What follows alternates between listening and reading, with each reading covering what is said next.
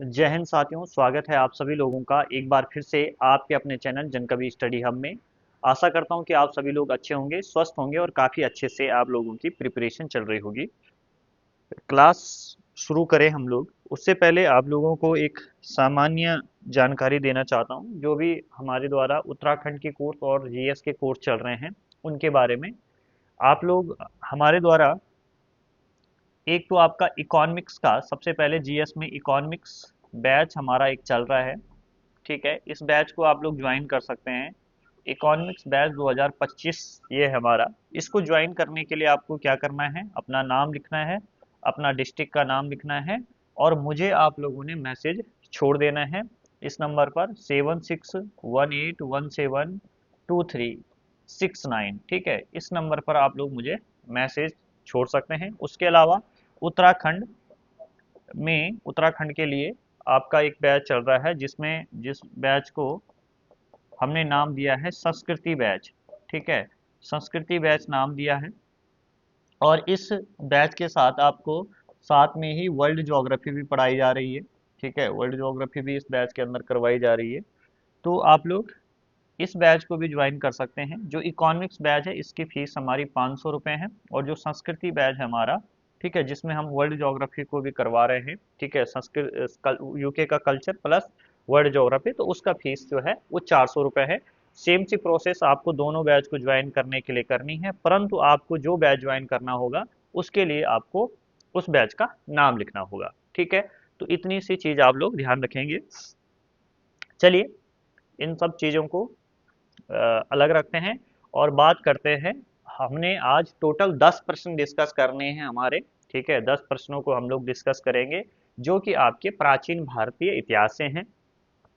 ठीक है, अभी तक हम लोग पूरी इस सीरीज में 40 क्वेश्चन डिस्कस कर चुके हैं। जिन लोगों ने पुरानी वीडियो नहीं देखी है वो उन वीडियो में जाकर, ठीक है, प्लेलिस्ट बना रखी है हमने जीएस एमसीक्यू सीरीज के नाम से, वो उन वीडियोस को वहां से जाकर देख सकता है। ठीक है, तो आप लोग जरूर उन वीडियोस को देखिए यहाँ पर। ठीक है, अच्छे से। तो इस चीज़ का आप लोग विशेष ध्यान रखेंगे। ठीक है, उन वीडियोस को आप लोग पहले ही क्या कर लें, कंप्लीट कर लें। तो चलिए, बिना किसी देरी के हम लोग इस सेशन की शुरुआत करते हैं। आपके आपसे प्रश्न पूछा जा रहा है कि सर्ग, प्रतिसर्ग, वंश, मनवंतर और वंशानुचरित्र संकेतक किस चीज के हैं? तो ये किस चीज के संकेतक हैं भैया? ये पुराणों के संकेतक है। किसके संकेतक है?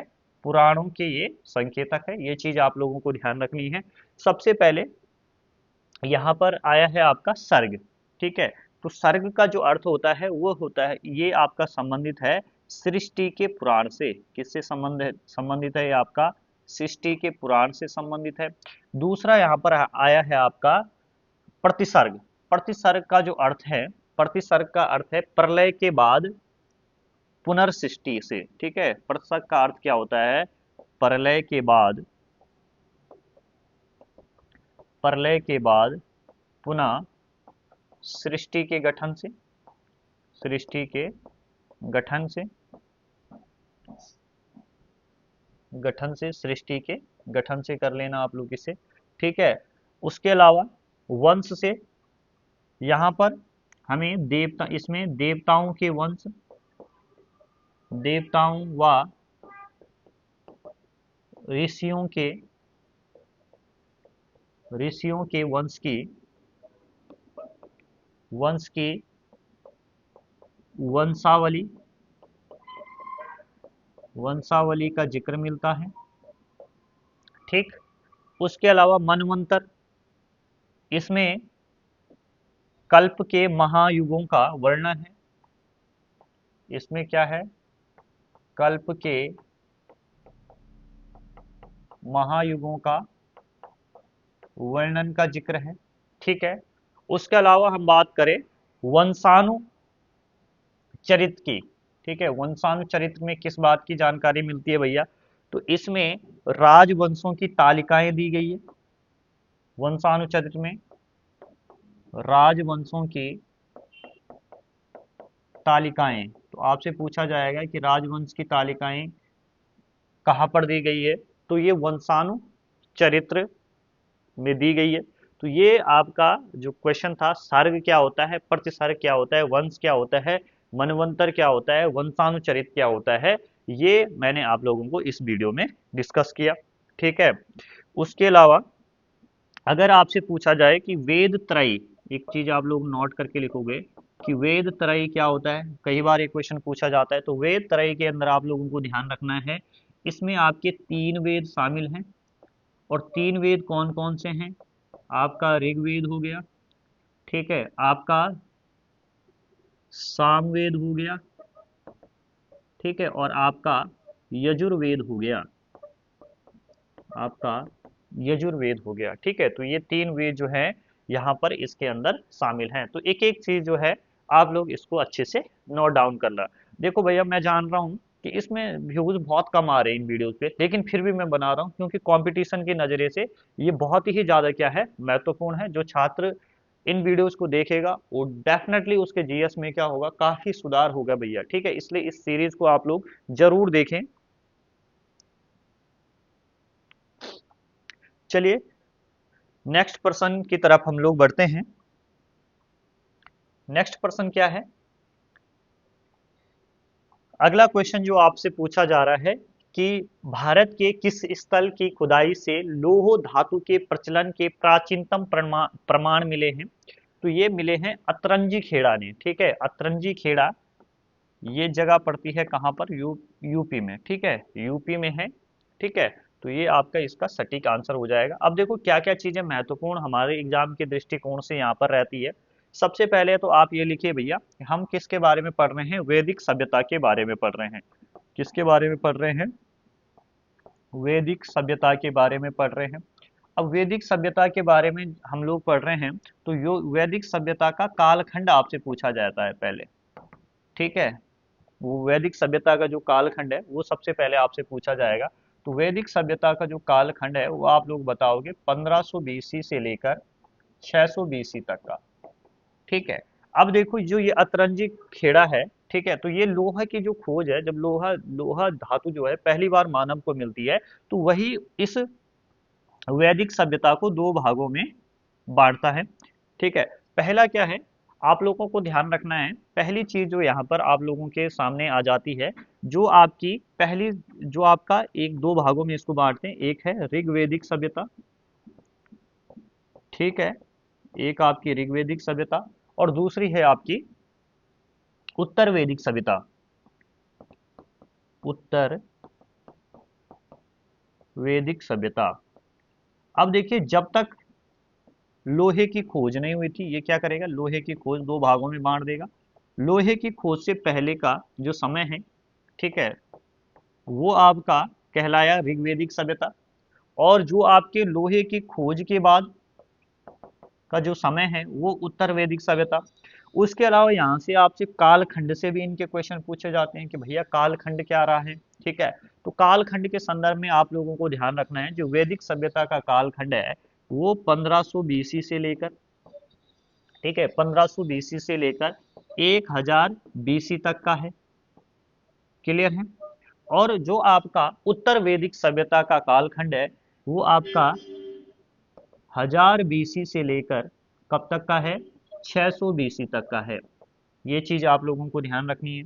ठीक है, ये 2 फैक्ट आप लोगों के लिए यहाँ पे काम के होंगे। उसके अलावा आप लोगों को ध्यान रखना है आपको कि आर्यों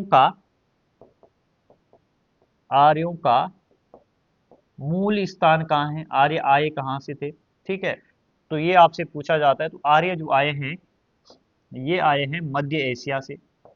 ठीक है, और अधिकतर विद्वान जो है इसी बात से क्या है, सहमत है कि जो आर्यों का मूल स्थान है वो कहाँ का है, वो मध्य एशिया का है।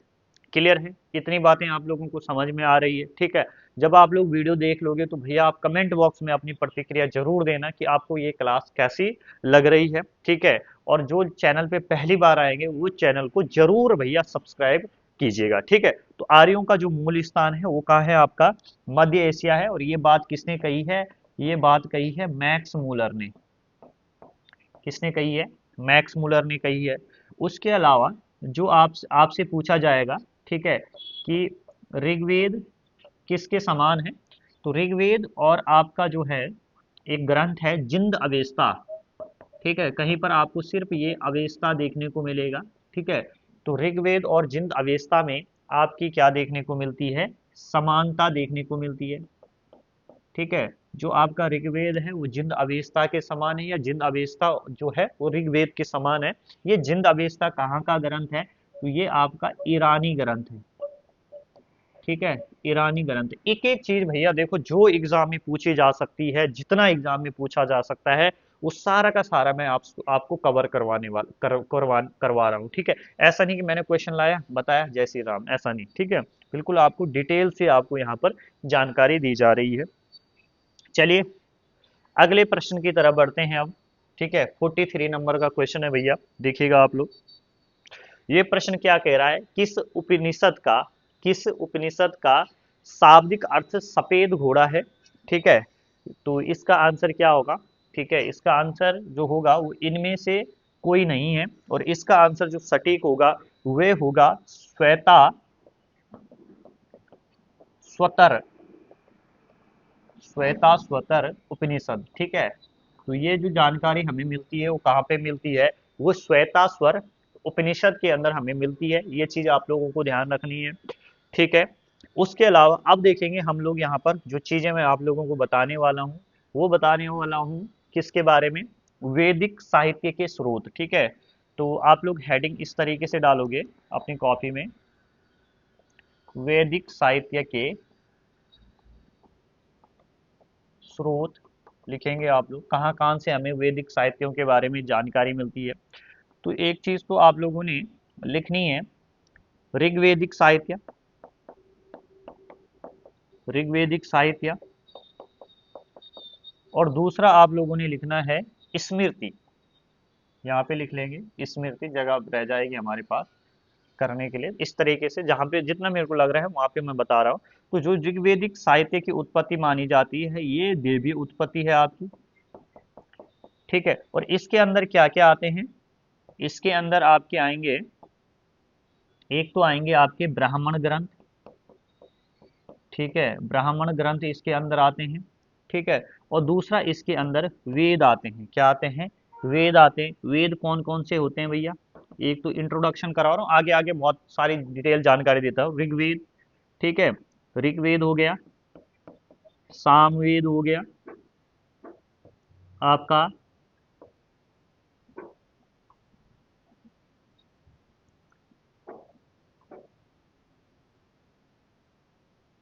ठीक है। चलिए यहाँ पर थोड़ा सा दिक्कत है, यजुर्वेद हो गया, ठीक। यजुर्वेद के अलावा आपका अथर्ववेद हो गया, अथर्ववेद। तो जो ऋग्वेद, सामवेद और यजुर्वेद है, इन्हीं को मैंने आगे टाइम आपको बताया, इनको क्या बोला जाता है, वेद त्रयी बोला जाता है, ठीक है। लेकिन अब आपसे एक और प्रश्न पूछा जाता है, यहाँ पे प्रश्न क्या है, ऋग्वेद जो है, ऋग्वेद, ऋग्वेद को जो पढ़ने वाला होता है उसको बोला जाता है होत्री, ठीक है। अब देखो यहाँ री की मात्रा आ रही है, इजिली याद रख सकते हो, ऋग्वेद, और इस त्रा में भी होत्री आ रहा है लिखा हुआ। उसके अलावा सामवेद को उद्गाता, इसको पढ़ने वाला जो होता है वो कहलाता है उद्गाता, और यजुर्वेद को पढ़ने वाला जो होता है उसको बोलते हैं अध्वर्यु, ठीक है, अध्वर्यु कहते हैं। उसके अलावा अथर्ववेद को पढ़ने वाला जो होता है उसके बोलते हैं ब्रह्मा, क्या बोलते हैं आपका, ब्रह्मा बोलते हैं, ठीक है। तो ये चीजें जो है आपको विशेष तौर पे क्या करनी है, ध्यान रखनी है। अब देखिए ब्राह्मण ग्रंथ में क्या क्या आते हैं, एक तो आपका ब्राह्मण ग्रंथ हो गया, ठीक है, ब्राह्मण ग्रंथों की संख्या 7 होती है। उसके अलावा इसी के अंदर आरण्यक आता है भाई, ठीक है। और उसके अलावा इसके अंदर उपनिषद आते हैं, क्या आते हैं, उपनिषद, और उपनिषद की जो संख्या है वो कितनी है, 12 है, ठीक है। तो ये बेसिक जानकारी हैं जो आप लोगों को ध्यान रखनी है। उसके अलावा अब बात करते हैं हम लोग भैया स्मृति के बारे में, ठीक है। एक एक चीज आप लोग लिखते रहोगे।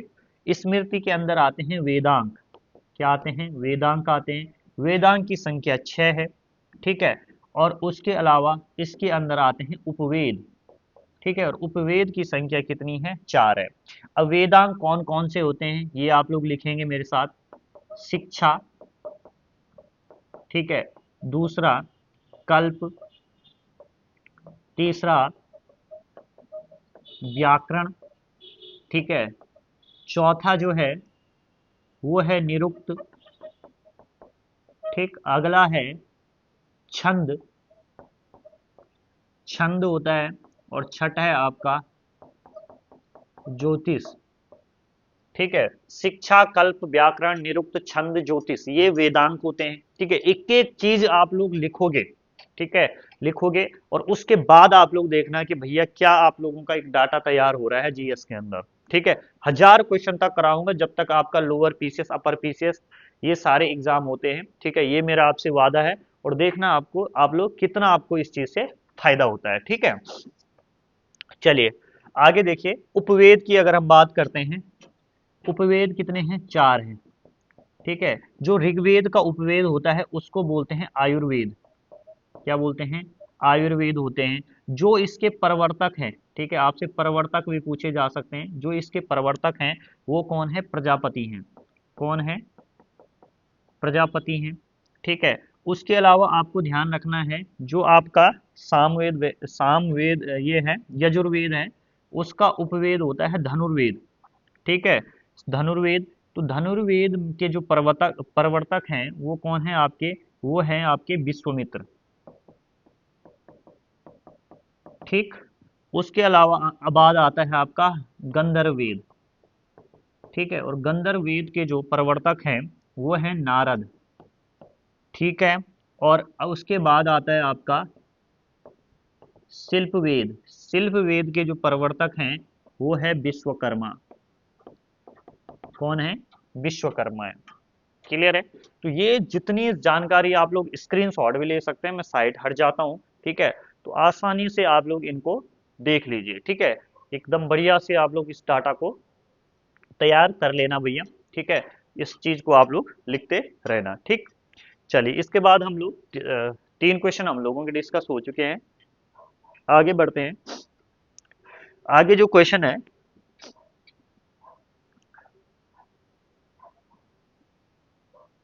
अगला क्वेश्चन 44।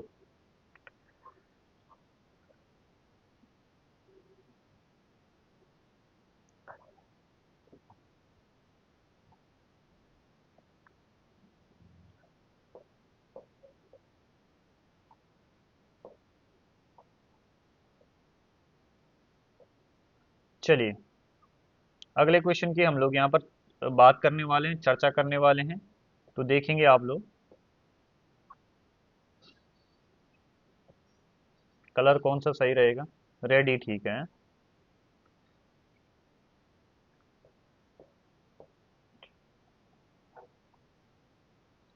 चलिए,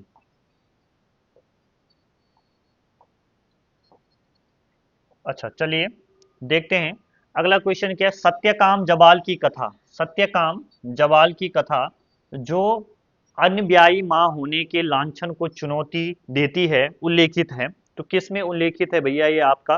तो ये आपका किस में आपका उल्लेखित है, ये आपको बताना है। जबाल उपनिषद में है, प्रश्नो उपनिषद में है, कि छंदोक्य उपनिषद में है, कि कठोर उपनिषद में है। ठीक है, अब देखो इसका आंसर, देखो बच्चा देखेगा कि जबाल का नाम आया, सीधा सीधा जबाल उपनिषद वो करेगा, टिक करेगा। लेकिन इसका जो सटीक आंसर है वो क्या है? छंदको उपनिषद में है। किसमें है आपका? उपनिषद, छंदको उपनिषद। उपनिषदों की संख्या मैंने कितनी बताई है? 12 बताई है। अब देखेंगे भैया, ठीक है, हम बात करने वाले हैं किसके बारे में? सत्यकाम जवाल के बारे में। ठीक है, सत्यकाम जवाल के बारे में। तो आप लोगों को ध्यान रखना है कि ये सत्यकाम जवाल कौन था? ये महर्षि गौतम के शिष्य थे। किसके शिष्य थे? आपके महर्षि गौतम के शिष्य थे ये। ठीक है, इनकी माता का नाम आपसे पूछा जाए कि इनकी माता का नाम क्या था, तो माता का नाम था जवाला। क्या नाम था? जवाला इनकी माता का नाम था। ठीक है, उसके अलावा अब यहाँ पर थोड़ा थोड़ा हम आगे की चीज़ों की तरफ डिस्कशन करना शुरू कर देते हैं। जैसे हम बात करते हैं ऋग्वेद के बारे में। ठीक है, तो ऋग्वेद के बारे में अगर आपसे पूछा जाए कि इस ऋग्वेद के संकलनकर्ता कौन थे, ठीक है, तो इसके संकलनकर्ता जो थे वो थे महर्षि कृष्ण द्वैपायन। महर्षि कृष्ण द्वैपायन जो हैं वो इसके क्या थे, संकलन करता थे। उसके अलावा आपसे पूछा जाएगा कि ऋग्वेद में टोटल मंडल कितने हैं, तो इसमें आपको 10 मंडल देखने को मिलेंगे। इसमें अगर आपसे पूछा जाएगा कि सूक्त कितने हैं, 1028 सूक्त हैं, ठीक है। अगर इसमें मंत्र पूछा जाता है कि मंत्र कितने हैं, तो 10,442 मंत्र हैं, ठीक।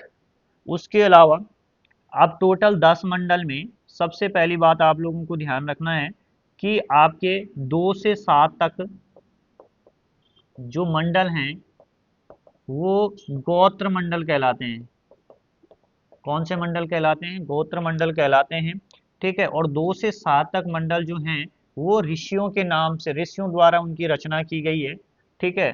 तो ये आपके सबसे प्राचीन मंडल भी हैं, ठीक है, सबसे प्राचीन मंडल भी है। तो सबसे बाद में जो जोड़ा गया मंडल है वो पहला और 10वां है, इस तरीके से आप लोग ध्यान रख सकते हैं, ठीक है। तो अगर बात ये भी पूछी जाती है कि नवीन मंडल कौन से हैं, तो 1, 8, 9 और 10 ये आपके यहाँ पर नवीन मंडल हैं, ठीक है।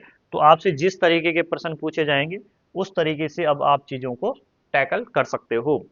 क्लियर हो गई बात। अब देखेंगे भैया अगली जानकारियां जो आप लोगों को ध्यान रखनी है वो क्या है। 45 क्वेश्चन की तरफ हम लोग बढ़ने वाले हैं। थोड़ा सा मैं रिकॉर्डिंग का भी देख लेता हूँ, रिकॉर्ड हो रहा है कि नहीं हो रहा है, ठीक है। चलिए, हो रहा है भाई, अच्छे से रिकॉर्ड हो रहा है। आगे देखिए अगला क्वेश्चन क्या है आप लोगों की स्क्रीन पर क्वेश्चन है, सतपथ ब्राह्मण में उल्लेखित राजा विथेद माधव से संबंधित ऋषि थे, ठीक है। तो कौन थे, तो इससे संबंधित जो ऋषि थे वो ऋषि गौतम राहुगण थे, ठीक है। कौन थे आपके, ऋषि गौतम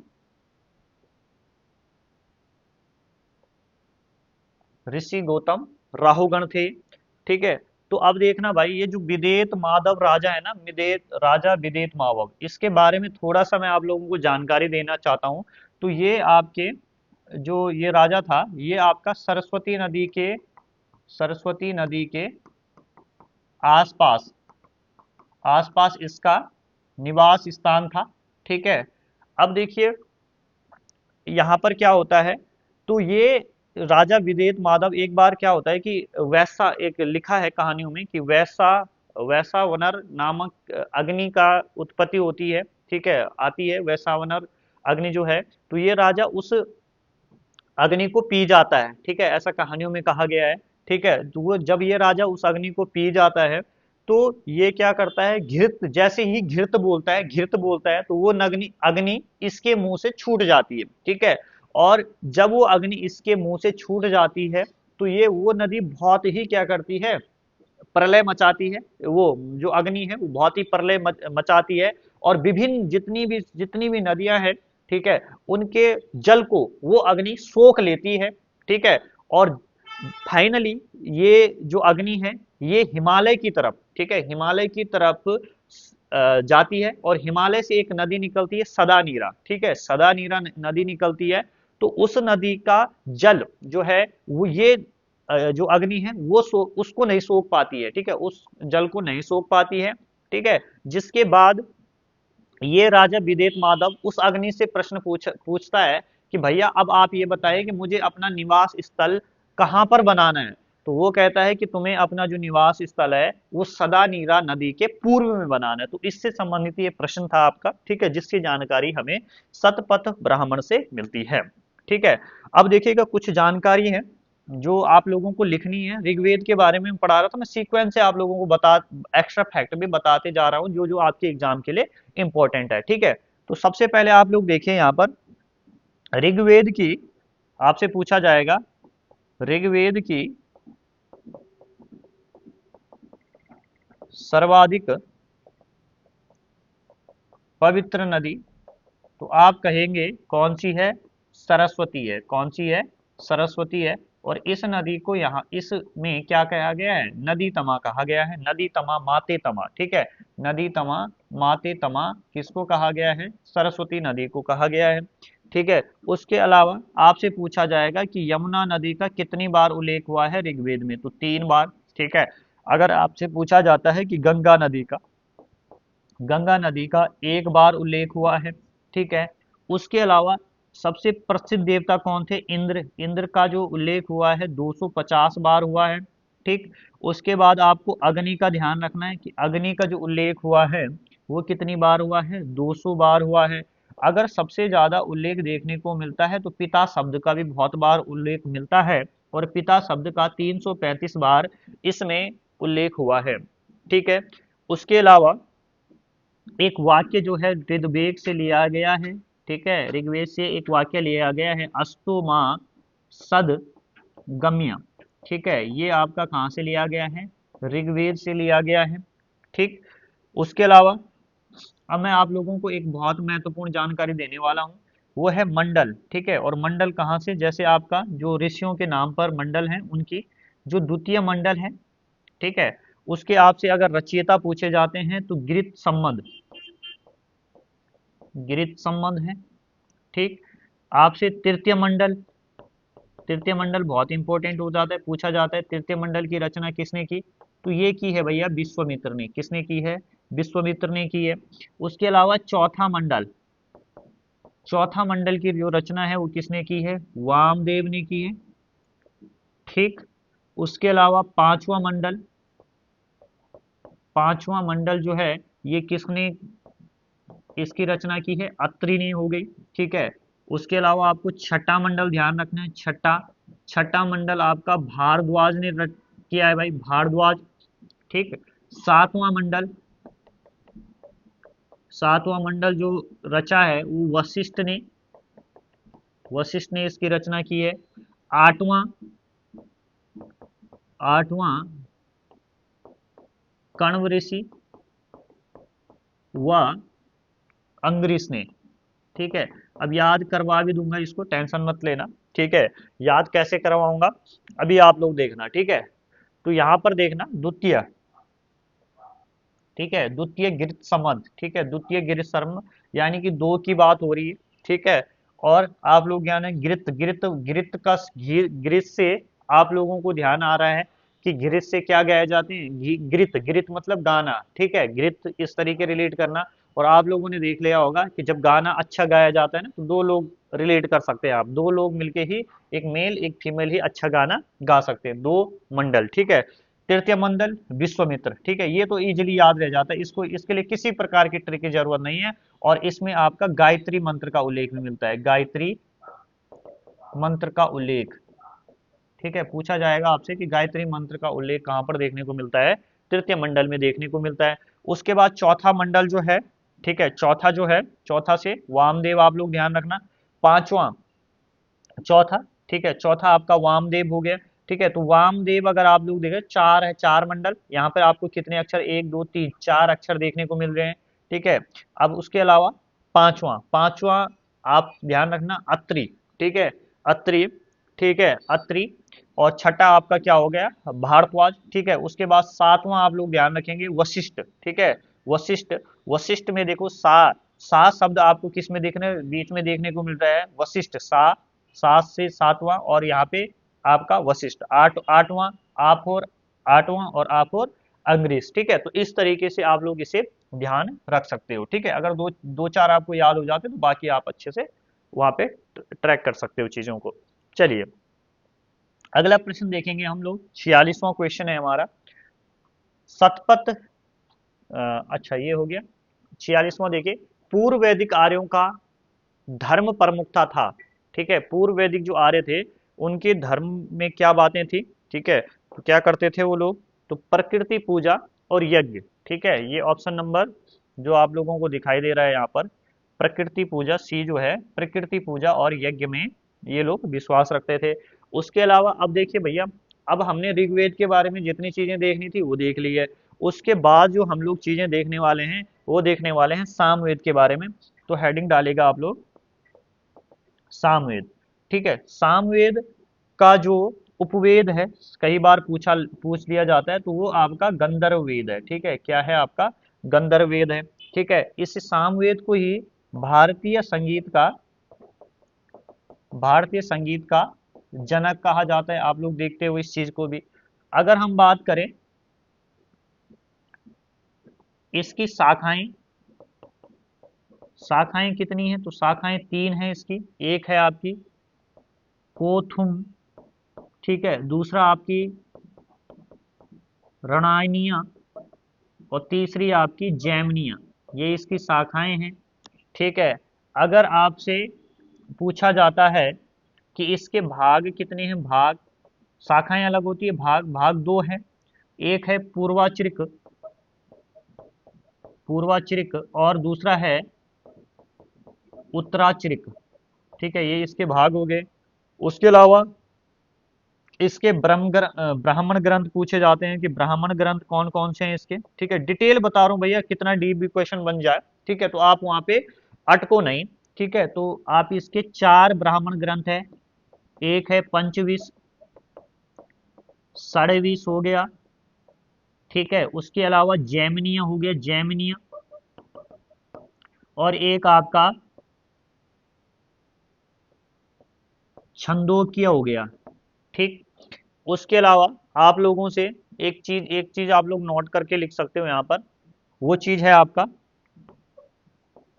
यम नचकेता संवाद।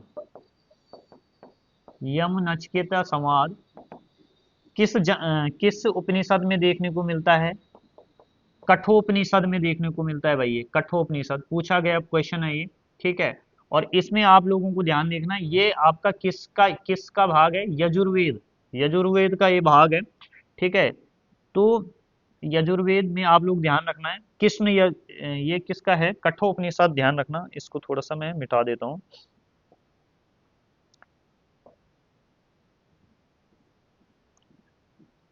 इसमें क्या लिखोगे आप लोग? इसमें लिखोगे जो कठोपनिषद है, यहाँ कृष्ण यजुर्वेद, कृष्ण यजुर्वेद उपनिषद का भाग है। ठीक है, तो ये चीजें, इतनी चीजें भैया आप लोगों को ध्यान रखनी है यहाँ पर। ठीक है, क्वेश्चन आपके बनेंगे यहाँ से। ठीक है, जो ये चीजें, जितनी चीजें मैं बता रहा हूँ, तो आप लोगों को काफी हेल्प होगी आपके एग्जाम में। ठीक है, तो इतना आप लोग देख लिया होगा आप लोगों ने, इतने क्वेश्चन तक। चलिए, अब हम लोग कितने हो गए? 46 क्वेश्चन हो गए हमारे। अब हम लोगों ने 4 क्वेश्चन और देखने भाई। ठीक है, 4 क्वेश्चन हम और देखेंगे, और फिर हमारा ये जो लेक्चर है ये आपका कंप्लीट हो जाएगा। ठीक है, तो 47वां क्वेश्चन जो है, देखिए आप लोग, निम्नलिखित में से कौन शुक्ल यजुर्वेद की संहिता है? ठीक है, अब देखो यहाँ पर ना, जिन्होंने टाइप किया है उनकी भी गलती नहीं है। ठीक है, उनकी भी गलती नहीं है, क्योंकि जब मैं देख रहा होता कि यार इन्होंने क्या कर दिया है कि क्या होना था? शुक्ल होना था, शुक्ल। ठीक है, उसकी जगह शुल्क लिख लिया। तो जब मैंने वो जहां से क्वेश्चन उठाया है मैंने घटना चक्र से, तो वहां पर भी आप लोगों को ये शुल्क ही लिख रखा, तो उनकी किसी प्रकार से टाइपिंग वालों की भी हम यहाँ पर गलती नहीं देख रहे, इसको आप शुक्ल कर देना। ठीक है, चलिए, तो इसका आंसर आप लोग करिए जरा अपने मन में। निम्नलिखित में से आपका शुक्ल यजुर्वेद की संहिता है, संहिता, ये आपसे पूछा जा रहा है। थोड़ा पानी पी लेता हूँ मैं। ठीक है, अब आप लोग सोचते होंगे कि यही क्लास होती बस, इसके अलावा भैया 4-5 क्लास और हो जाती है, 1.5-2 घंटे की।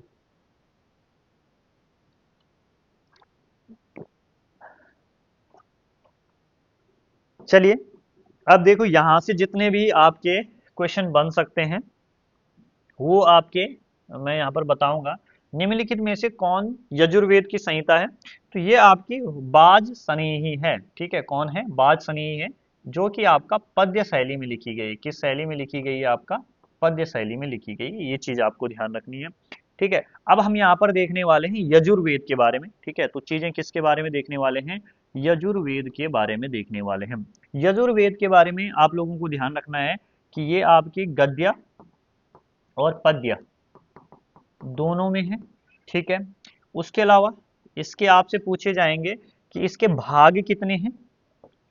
तो दो भाग हैं, एक है आपका कृष्ण यजुर्वेद और दूसरा है आपका शुक्ल यजुर्वेद। ठीक, यहाँ पर ध्यान देखना, जो शुक्ल शुक्ल यजुर्वेद है, इसका ब्राह्मण ग्रंथ जो है, पूछा जाता है कभी, इसका जो ब्राह्मण ग्रंथ है वो है शतपथ ब्राह्मण। ब्राह्मण ग्रंथ का नाम क्या है? शतपथ ब्राह्मण है। ठीक है, और जो कृष्ण यजुर्वेद है, इसका जो ब्राह्मण ग्रंथ है वो है तैत्तिरीय। तैत्तिरीय, ठीक है, यानी कि आप लोग लिख सकते हैं तैत्तिरीय। ब्राह्मण ग्रंथ क्या है? तैत्तिरीय है। ठीक, उसके अलावा जो शुक्ल यजुर्वेद है उसी के अंदर आती है आपकी कौन सी? वाज सनी संहिता, जिसकी हम बात करे थे, वाज सनी संहिता। ये प्रश्न बन गया ना यहाँ पर, ठीक है, इसी लाइन से ये प्रश्न डिक्टो बना हुआ है। ठीक है, उसके अलावा आपको इसमें क्या ध्यान रखना है कि हाथियों का उल्लेख, आपसे पूछा जाएगा कि हाथियों का उल्लेख किस वेद में देखने को मिलता है, तो हाथियों का जो उल्लेख है वो आपका यजुर्वेद के अंदर देखने को मिलता है। ठीक है, चलिए, उसके अलावा यहाँ पर आप लोग कुछ लिखेंगे, और लिखेंगे क्या आप लोग? लिखेंगे आप लोग ऋग्वेद कालीन शब्द लिखा रहा हूं जो आपसे पूछे जा सकते हैं। ठीक है, पूछे गए। राजा को क्या बोला जाता है? राजा को बोला जाता है गोपा। ठीक, उसके अलावा आपसे पूछा जाएगा धनी व्यक्ति, धनी व्यक्ति को बोलते हैं गोमत। ठीक, आगे भी लिखाते रहे, कुछ लिखा रहा हूं कुछ। समय को बोलते हैं गोधुली, बोलते थे। ठीक है, उसके अलावा पुत्री, पुत्री को इस टाइम पे दुहिता बोला जाता था। गाय को गाय को बोला जाता था अगन्य। क्या बोलते थे? अगन्य बोलते थे। ठीक है, उसके अलावा सीता, सीता बोलते थे हल से बनी नालियों को, हल से बनी नालियां, ठीक है, सीता कहलाती थी। करीश हो गया, करीश। करीश क्या होता था? करीश होता था गोबर की खाद। गोबर की खाद को क्या बोलते थे? करीश बोलते थे। क्लियर हो गई बात? ठीक है, 47 क्वेश्चन तक हम लोग भैया देख चुके हैं अभी तक। ठीक है, तो इतनी जितनी जानकारी मैं यहाँ पर लिखा रहा हूँ ना आपको, एक एक चीज अगर आप लोगों ने लिख ली तो भैया सोचो आपके जो कंपटीशन का लेवल है ना, जो आप लोग कंपटीशन में जब बैठोगे तो आपको अलग कॉन्फिडेंस आपको वहां पर देखने को मिलेगा। ठीक है, अब हम लोगों ने 3 क्वेश्चन और डिस्कस करने हैं।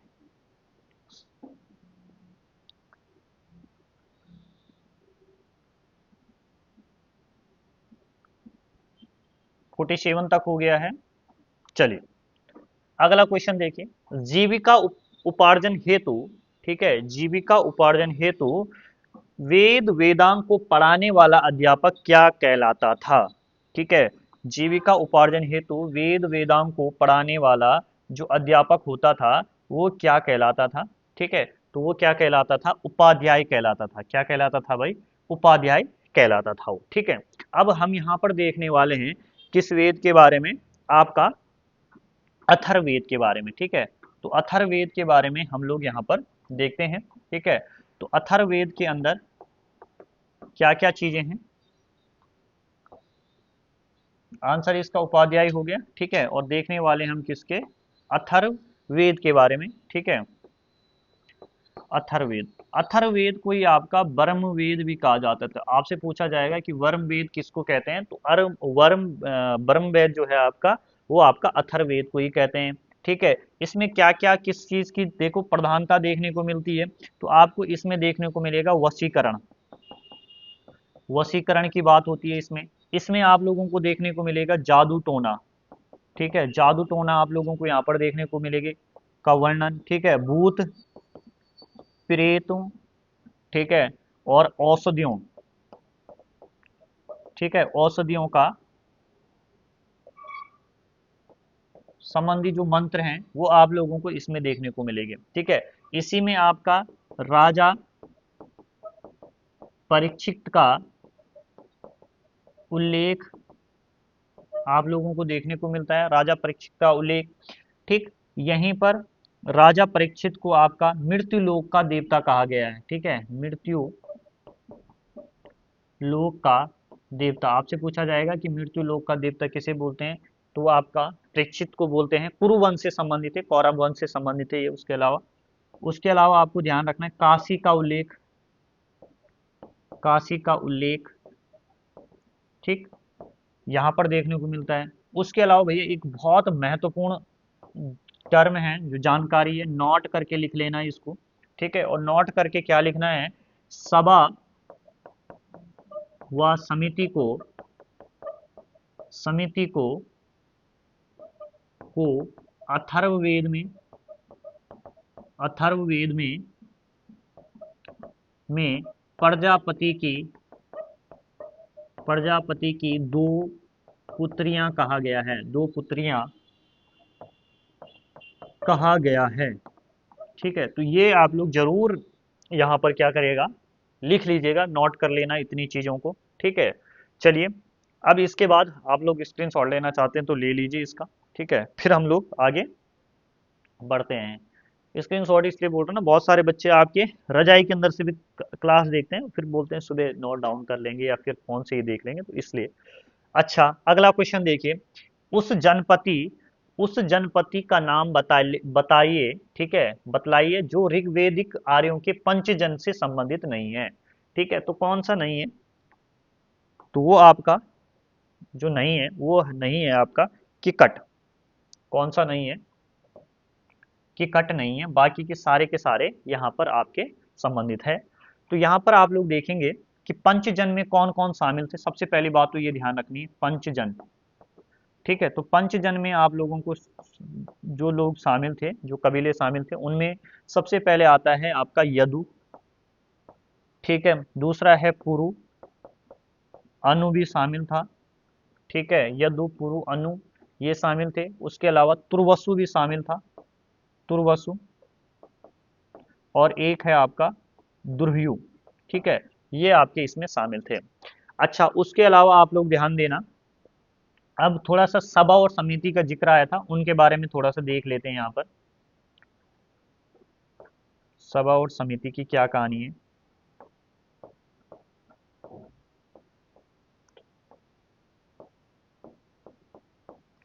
सभा, ठीक है, सभा सभा का जो प्रयोग है वो ऋग्वेद वो 8 बार हुआ है। ठीक है, 8 बार हुआ है। कहाँ हुआ है आपका, अथर्ववेद में। ठीक है, 8 बार प्रयोग हुआ है। और इसमें किस प्रकार के लोग रहते थे ये भी आप लोगों को ध्यान रखना है। ठीक है, यहाँ पर विशिष्ट लोग रहते थे, विशिष्ट प्लस समृद्ध लोग यहाँ पर रहते थे। सभा में कौन से लोग होंगे, विशिष्ट प्लस समृद्ध लोग। ठीक, एक चीज ध्यान रखना है। दूसरी चीज आप लोगों को ध्यान रखना है कि इसमें स्त्री व पुरुष दोनों का प्रवेश की यहाँ पे बात की गई है। ठीक है, अब जो पुरुष है, पुरुष, ठीक है, और एक साइड आप लोग स्त्री लिख लेना, पुरुष के लिए।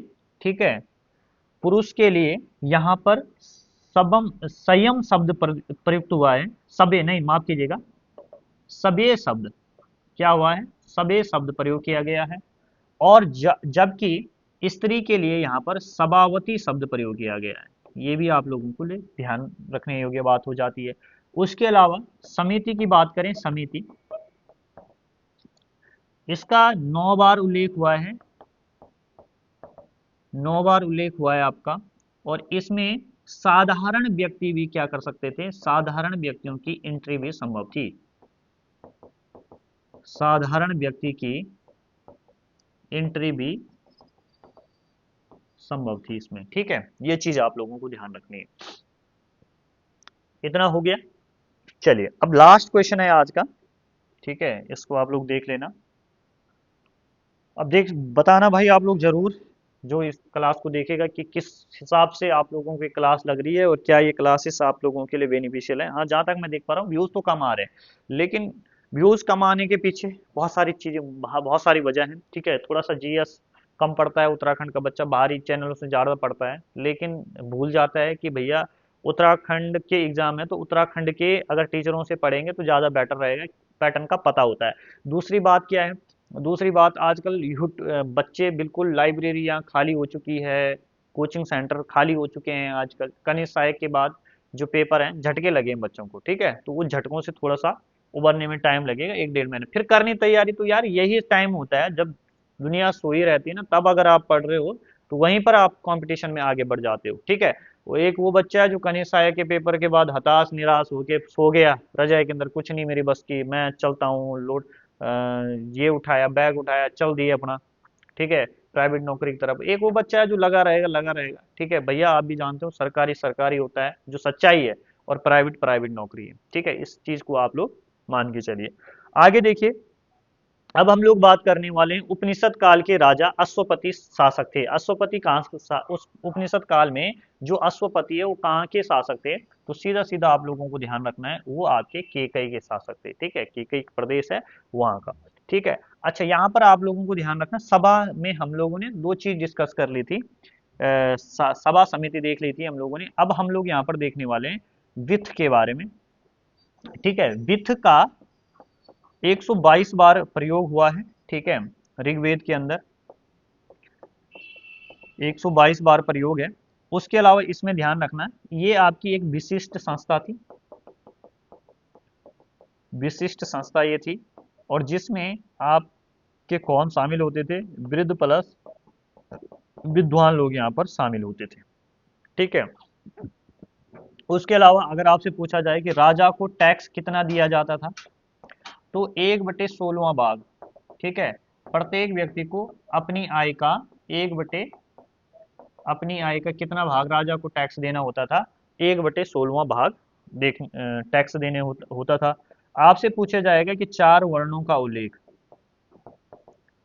चार वर्णों का उल्लेख कहाँ पर देखने को मिलता है, तो ये देखने को मिलता है आपका 10वें मंडल में, ठीक है, ऋग्वेद के 10वें मंडल में। लेकिन अगर आपसे ये क्वेश्चन पूछ लिया जाए थोड़ा घुमा के कि चार वर्णों के कर्तव्यों का उल्लेख, कर्तव्यों का उल्लेख ये कहां पर किया गया है, ये आपका ऐतरेय ब्राह्मण में किया गया, ठीक। उसके अलावा एक प्रथा है महाजनी प्रथा, आपसे पूछा जाएगा कि महाजनी प्रथा का उल्लेख जो है वो कहां पर देखने को मिलता है, महाजनी प्रथा का उल्लेख, तो आप कहेंगे कि महाजनी प्रथा का जो उल्लेख है वो हम लोगों को देखने को मिलता है शतपथ ब्राह्मण में। कहां पर देखने को मिलता है, शतपथ ब्राह्मण में देखने को मिलता है, ठीक। ये चीज आप लोगों को ध्यान रखनी है। महाजनी प्रथा के इसमें शतपथ ब्राह्मण में आप लोगों को एक शब्द देखने को मिलेगा सूदखोर, ठीक है, बोलते हैं ना, आज भी बोलते हैं सूदखोर है ये, ठीक है। सूदखोर जो है इसके लिए कुसुदिन कहा गया है, कुसुदिन, ठीक है, कुसुदिन कहा गया। तो कुसुदिन किसके लिए कहा गया है, सूदखोर के लिए कहा गया है, ये चीज आप लोगों को ध्यान रखनी है, ठीक है। उसके अलावा एक चीज और है, एक ग्रंथ है ऐत्रेय ब्राह्मण, ठीक है। ऐत्रेय ब्राह्मण में क्या बात कही गई, पूछा जाएगा आपसे कभी, तो ऐत्रेय ब्राह्मण में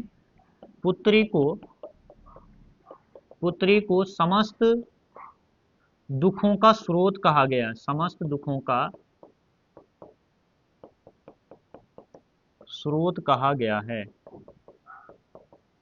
समस्त पुत्री को समस्त दुखों का स्रोत कहा गया है, ठीक है। और पुत्र को पुत्र को परिवार का रक्षक कहा गया है, पुत्र को परिवार का रक्षक कहा गया। उसके अलावा पुत्री के लिए एक शब्द प्रयोग किया गया है ऐत्रेय ब्राह्मण में, वो है कृपण, वो क्या है, कृपण है आपका, ठीक है। तो इतनी जानकारी आप लोगों को ध्यान रखनी है।